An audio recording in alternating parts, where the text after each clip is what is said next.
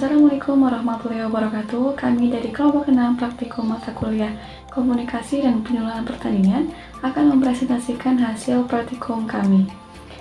Sebelumnya, kami akan memperkenalkan anggota kelompok kami, yaitu sebagai berikut. Keadaan umum, sejarah, dan struktur organisasi kelompok tani. Kelompok Tani Pasir Kidul beralaman di Desa Pasir Kidul, Kecamatan Purwokerto Barat, Kabupaten Banyumas. Kelompok tani ini diketuai oleh Bapak Ihsan. Awal mula didirikannya kelompok tani ini bertujuan untuk memudahkan koordinasi antara petani, sehingga petani mudah untuk dihubungi dan lebih kompak. Hal ini sebagaimana dengan potensi sumber daya alam yang ada, di mana sumber daya alam yang ada sangat melimpah dan mendukung untuk pertanian. Adapun kondisi umum pertanian saat ini yaitu petani mengalami penurunan produksi akibat meledaknya hama wareng. Oke, yang selanjutnya adalah identifikasi masalah yang dihadapi oleh kelompok tani di Pasir Kidul. Dalam bidang pertanian ini, kita tidak asing lagi mendengar para petani mengeluhkan tentang hama-hama pengganggu yang terdapat pada lahan pertanian mereka. Nah, apa sih hama itu?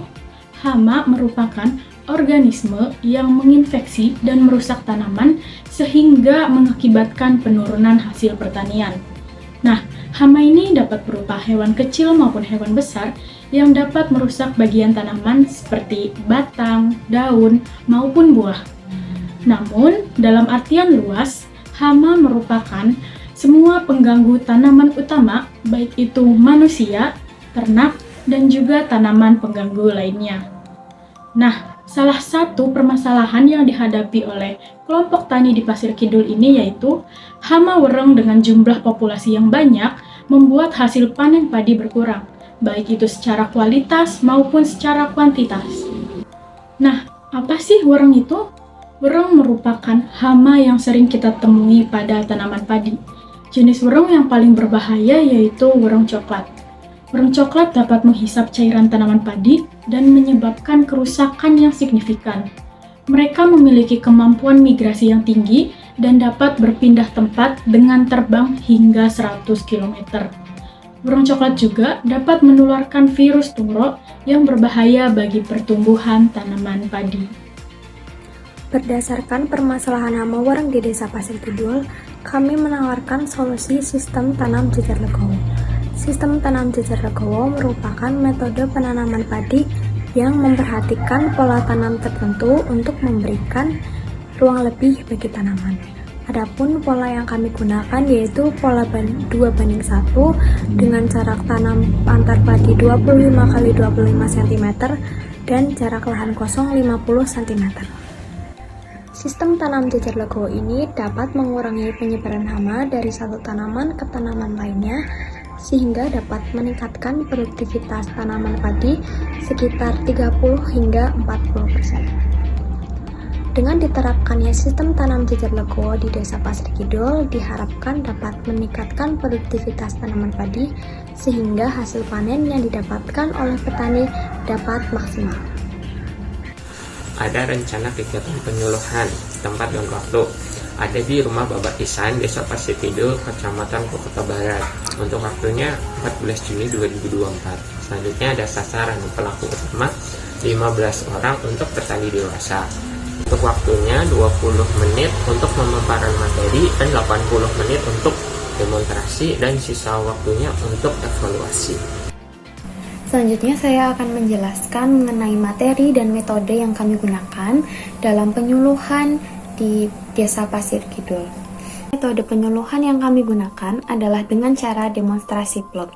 Demonstrasi plot yang sering disebut sebagai demplot merupakan metode di mana teknologi atau teknik pertanian yang diperkenalkan kepada petani melalui demonstrasi secara tatap muka atau langsung.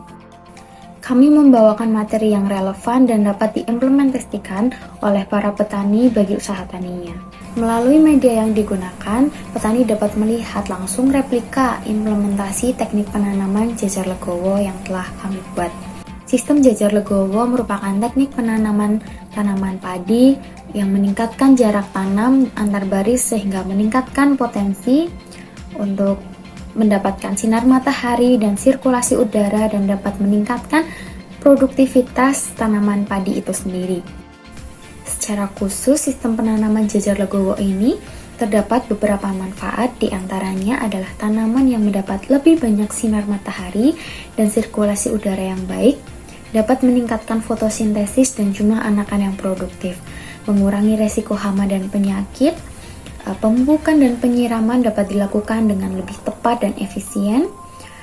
Lalu gabah yang dihasilkan melalui teknik penanaman jajar legowo ini biasanya memiliki kualitas yang lebih baik karena tanaman ini tumbuh lebih sehat.